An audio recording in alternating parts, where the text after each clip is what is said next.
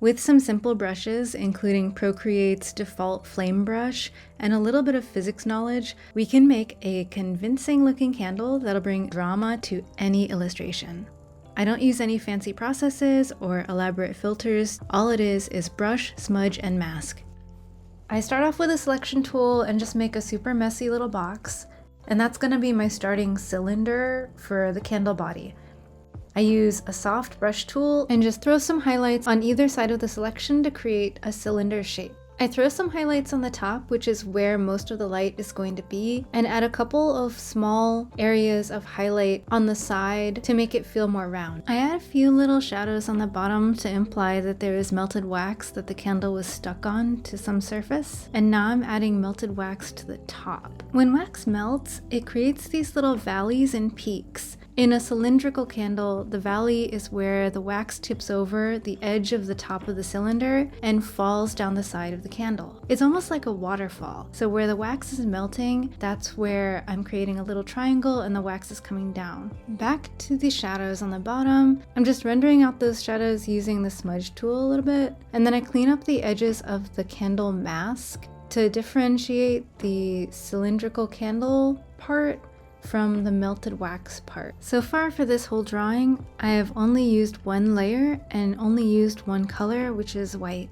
If I was creating this drawing for a gig, then I probably would have kept the cylindrical rendering of the candle on a different layer than my highlights. Here I'm selecting Procreate's default flame brush. Honestly, the first flame that I threw in there was probably fine, but I wanted something a little more natural, so I played around with it until I got a shape that I liked. Now here comes the drama. I'm adding dark in the background. I wanted to keep a little variation, so that's why I'm painting it in instead of just filling. And then I'm going to create a surface. To do this, I first create a blob with my textured soft brush. Then I use the distort tool to flatten the blob out vertically and adjust it like so. I use the grid to put the blob in perspective so that it feels like this textured light is glowing on a surface in the darkness. Here I'm using the eraser to adjust the shape of it, and then you'll see that I duplicate it and then distort the duplicated layer. And this is not an exact science. I'm just adjusting the shape and size of it until I feel like it's doing what I want it to. Now I'm going in with a smaller brush and I'm adding more details to the shadows of the bottom of the candle where there's melted wax. This is similar to what I was doing with the snowman drawing, where I added more detail to the shadow at the bottom of the object so that it really felt more like it was sitting in the environment. The shadow that I'm drawing that's on the surface right next to the bottom part of the candle is the shadow of the candle itself. So if you think of where the flame is positioned, it's way up at the top of the candle, and then because the candle is a cylinder, the light is not going to reach the surface without first going past the edge of the top of the cylinder. This is also known as a cast shadow. In the video edit, I'm adding a triangle here just to show the basic logic of how the light is moving in this space.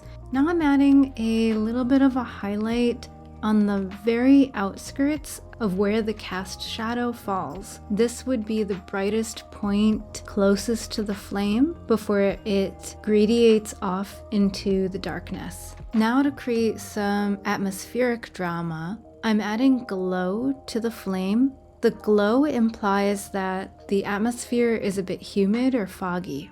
On a film set, there are many ways to create this look. One way is to actually add haze to the atmosphere by using a haze machine. Another way is you can use a fog machine, although that creates more billowing clouds. I duplicate my candle highlight layer and use Gaussian blur to add a little bit of glow. I add a mask and erase out everything that is farther away from the flame to create the sense that the flame is bright enough for the light to bounce off the surface of the top part of the candle.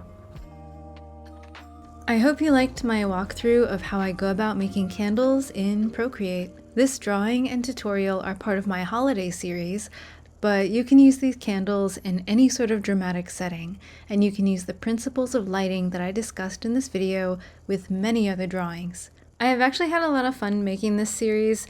Surprisingly, I've probably had the most fun making these little animation beginning and end card things with Premiere Pro. Maybe I'll do a tutorial about that in the future. I'm still trying to find my footing as a YouTuber, so thank you so much for watching the video. If you learned something, if you got something out of the video, then please consider subscribing and liking. In the future, I hope to share more about my life as a full-time freelance live-action storyboard artist and share more tips, tricks, and how-to videos that demonstrate my process and ways of efficiently, quickly illustrating story ideas. Happy holidays, and see you next time!